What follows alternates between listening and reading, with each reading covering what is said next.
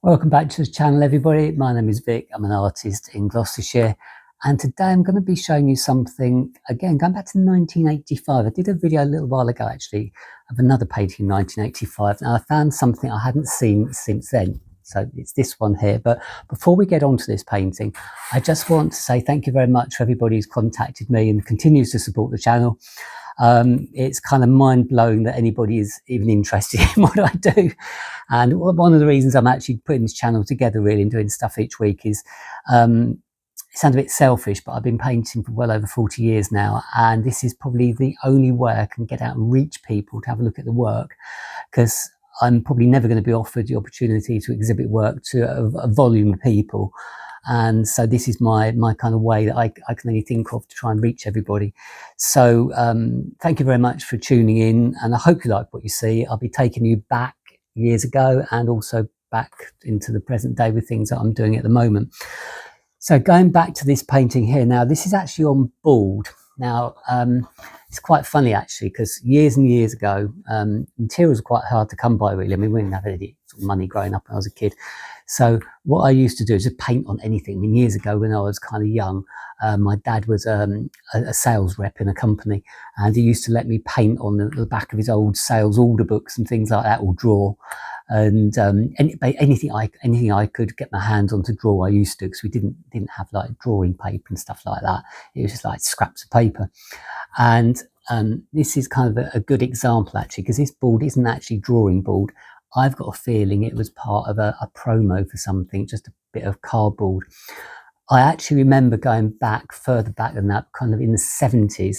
In the 1970s, my sister used to work in quite a well-known shop in the UK. It's called Boots. In the US, it's known as something else actually. It's owned by an American company now, but in the UK, Boots Pharmacy. And they used to sell, years ago, sell everything from records to baby clothes to pharmaceuticals. Really good store. Used to be a really good store. But and she used to work in there on the record counter, on the selling vinyl. And she used to come home now and again with like old bits of promo stuff that had gone out of date, gone out of fashion, whatever. And I wasn't interested in what was on the front, which in hindsight I should have been really, because that probably would have been worth more money. But I was interested in the reverse side, the card at the back, because it was always a plain piece of paper that I could draw on. So sometimes she used to come home with like sort of a dozen of these pieces of card from a promo that had just finished. Oh, it was like fantastic. So I actually had proper blank pieces of stuff I could draw and paint on. It was an absolute treat.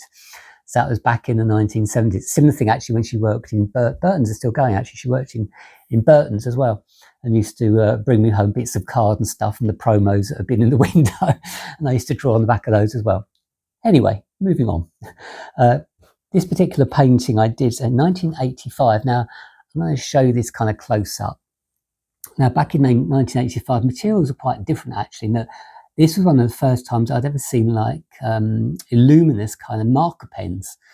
Up to that point, I'd never seen this colour before. I'd never seen this like illuminous yellow. Marker pens as such, as highlighters, didn't actually exist much before kind of the 1980s, or certainly not in the UK. I'd never seen one. And so when I saw these kind of really brightly coloured pens, mainly back in the day, they were just this kind of fluorescent yellow. Nowadays you can get them in pink, orange, any other colour you can kind of think of, but this was the colour that I used to have years ago.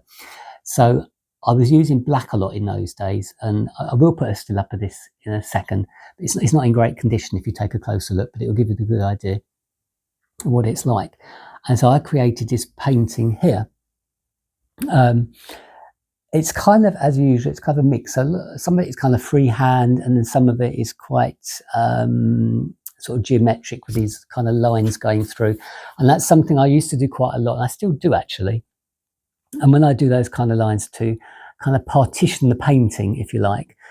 So I like to kind of give it the feeling that, if you like, it's like several paintings in one. So, hopefully I might hit upon something somebody liked in a particular piece.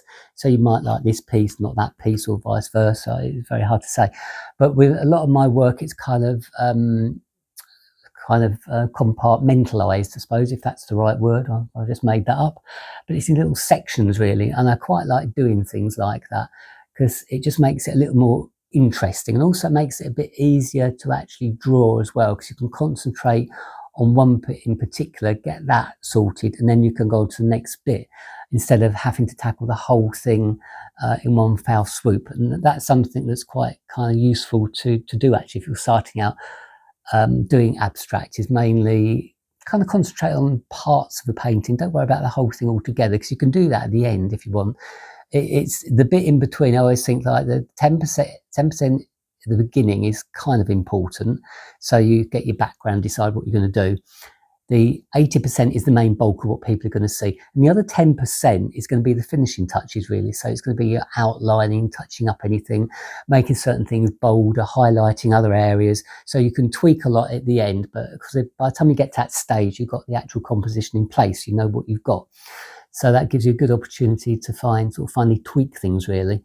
Anyway, so this is going back, say, 1985, 27th of May, 1985. So I would have been 20, I'm going to say 20 years old, 21 years old at that point. Hadn't actually migrated onto any paints as such. The whole thing of this, I think, is done in marker pen. There might be a bit of poster paint, if you remember what poster paints used to be like years ago, in little kind of pots. Used to sell them in the shops over here. But yeah, and that's how it was done. I'll just zoom in a little bit. There's a few little bits kind of highlighted. And have I signed it? That's a question. I have signed it down the bottom there. So if you look at the signature, you will notice there's something a bit unusual about the signature. I'm not going to tell you what it is, because most people even get it wrong today. But there we go. Anyway, so we go. So that's a little flashback to 1985 and how I was filling my time creating pieces of artwork. There we go. So I hope you enjoyed a quick look at that and a little flashback to the 80s. Yeah, quite nice times actually, the 80s. There's some really great music. Music videos were coming out. I used to love music videos as well. That was really exciting. Colours were good. Fashion was good.